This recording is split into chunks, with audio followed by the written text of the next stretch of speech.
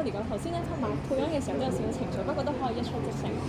啊，係啊，咁隻馬新馬第一次跑啦，咁同埋第一次喺沙田呢個環境啦，咁就都係比較生少少啦嚇。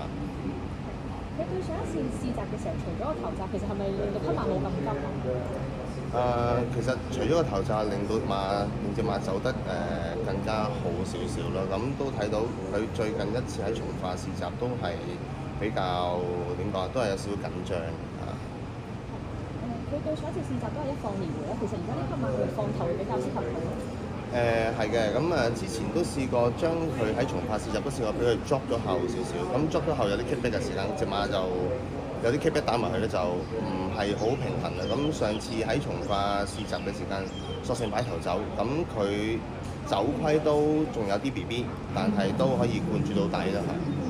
今場咧初出就已經擊敗咗一眾嘅強手，你點樣睇佢嘅前景？都要隻馬，希望佢跑完場翻嚟之後就 keep 住成長啦，keep 住定啲啊，定翻啲嘅話，我相信佢呢一馬個潛力都仲可以繼續上去。好，唔該晒，佢哋嘅觀眾。OK，thank you。